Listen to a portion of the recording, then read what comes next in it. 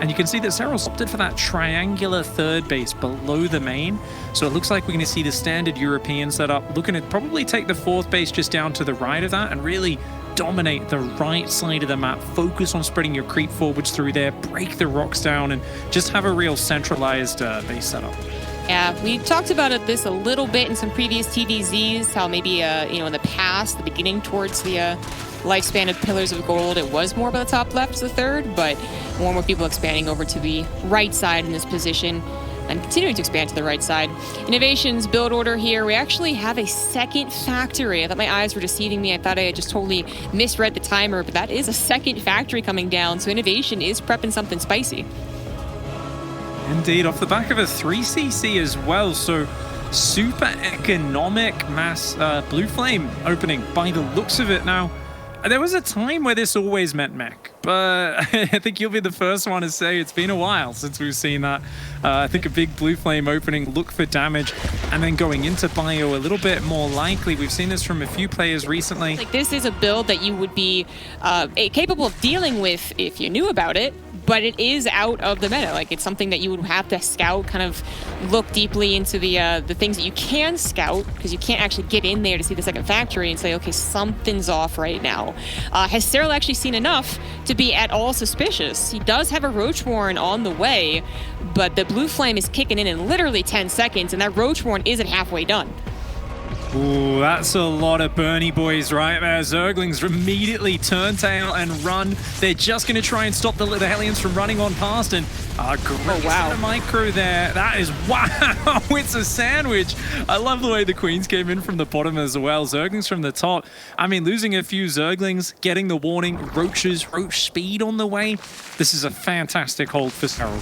That was extremely well done. The fact that that turned into a perfect sandwich is amazing. Queen DPS, not very impressive, but when you do have 5 of them firing away, then it's impressive enough against Hellions, as long as they can't slip past, which the Lings were perfectly positioned to not let them do. Now, with a 3C opener into this, like, it's not the worst thing not to get heaps and heaps of drones, but you definitely still have to get something, and Innovation might even be feeling desperate to get that something, like 3 drones. It's a little bit, it still has Hellions alive at the very least, and that's also something that can be considered part of the build, is having those Blue Flame Hellions turn into Hellbats and have plenty of them. But, it's kind of we don't really depend on Hellbats as that factory splash unit, because even though technically they are splash, they're kind of just as vulnerable to, like, Banelings, for instance, as the Marines would be. And, well, we don't even have Banelings here. It actually is a Roach game, one on the way for Serral. They're also not very helpful against Roaches, so having a bunch of Hellbats, not exactly great for Innovation to have as we move into the mid-game. He's got to be worried about a big Roach attack, and seeing these Roaches and Ravages might be his first real warning sign of that.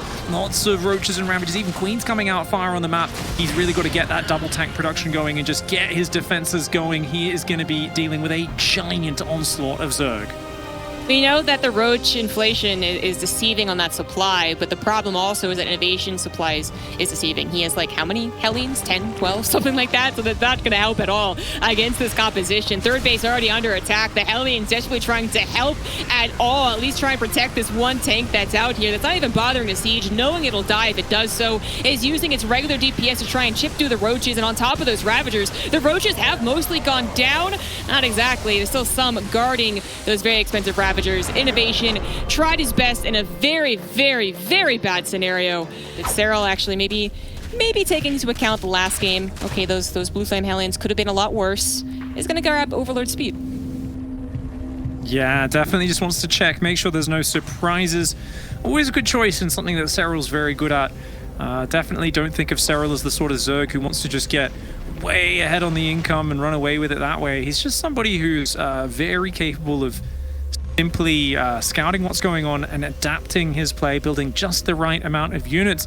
Often I look at his games and I'm like, man, I don't know if he's in the best position economically. And then you see like a Baneling drop or a small Ling run by, like, swipe in while he defends the push, and suddenly he's up 30-40 supply and he's just completely in charge of the game. And that's where Serral likes to be. He's not going to try and cut corners in terms of safety. He's going to look to shut down your pressure, your push when it comes, and that's when he runs away with the game. I mean, that scout, you know, didn't see anything too crazy. There was nothing on the way that was going to kill him, but the scout still tells him, you know, I can actually be pretty safe. I can be this amount of greedy and make sure to defend this Liberator absolutely perfectly.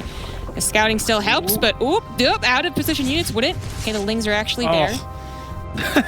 It looked like he was out of position, wasn't it? But it was almost a trap. He was actually hoping Innovation would run in and get surrounded by the Zerglings. Wise of Innovation to go out there. This Liberator just looking for anything. He can get that Queen, though, does pull back. And that Liberator deep in the red, not going to be too much more useful here. All things considered, a good defense for Serral as he goes for a 4th base. Once again, going for that European expansion pattern, hugging that south side of the map. He wants to just push that creep forward through the center, through the south, and gain control that way. Right now, upgrading the minivan in the north of the map. I believe there's going to be a Zergling drop, just slowly getting ferried into the main base of Innovation. Maybe a Baneling drop if he wants to go straight for the mineral line, but I really love the 8 Zergling drop just because it's such a low investment. It's a big distraction for the opponent. You can think of it as a scout as the Zerg. You don't care about 8 Zerglings at all, but if they're busy microing an engagement, they could lose 10, 12 workers, and it's just an insanely high value trade. Whether it's the Lings or the Banelings, that's oftentimes, you know, what is more important is that they go, oh shoot, what happened? Look back, and then also lose the Marines in the front lines. Just a false alarm there. And same in the main base. Overlord comes in and just pulls back. The Banelings don't actually unload. And oh, you talked about the distraction. But you know what? Innovation, a fraction of a second from losing all those Marines saves them just in time.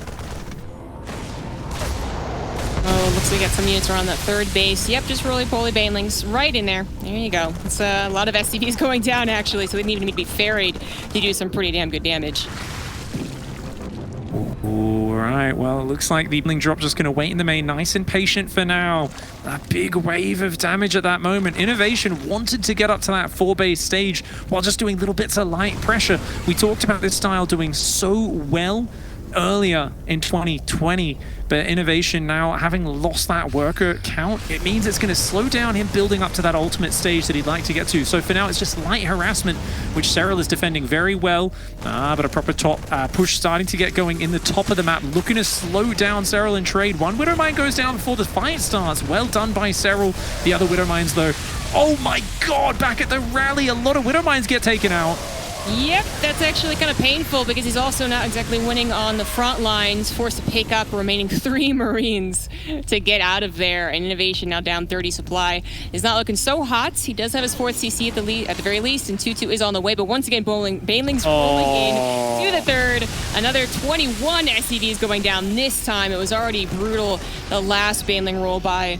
And this is even better for Serral, who just seems to have Innovation under his thumb. You know, this is something I actually spoke to Serral about a little bit a while ago, where I was like, you know, this style where the Terran pushes down the extremes of the map, it's so hard to deal with, isn't it?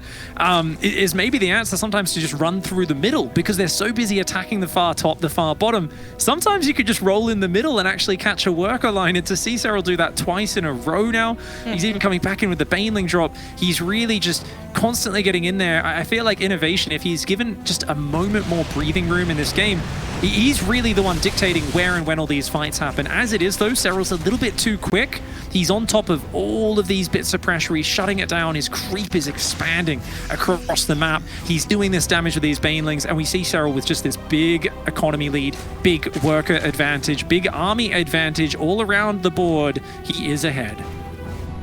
Yes, he might be a little behind in that upgrade, as the Terran would hope in this matchup that they would get 3-3 faster, but that's not saying very much. Serral is completely, basically already won the game. It's a matter about executing Innovation, actually chopping his head off. Otherwise, he's just... he's threatening him with the axe right now. You know, Innovation's down 60 supply. Planetary actually doesn't feel that safe despite being a planetary. Serral could pull the trigger on that one and then easily replace the army he sacrifices. He's actually going to engage over to the top right. First and foremost, Innovation going to pull back to some Widowmines. Seems to handle that okay, but nothing over to that planetary. Completely empty except for the building itself, which of course will go down to the Banelings.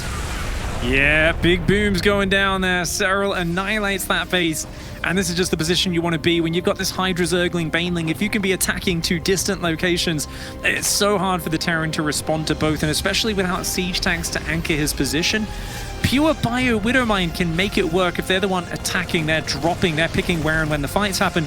But on the defense, the Widowmines don't do a lot against Hydra Baneling, and Pure Marine Marauder here struggling with the Banelings, just overwhelming. The Hydra's taking out the Medivacs. And Serral, wow, that was a quick and brutal dispatching of innovation. Unfortunately.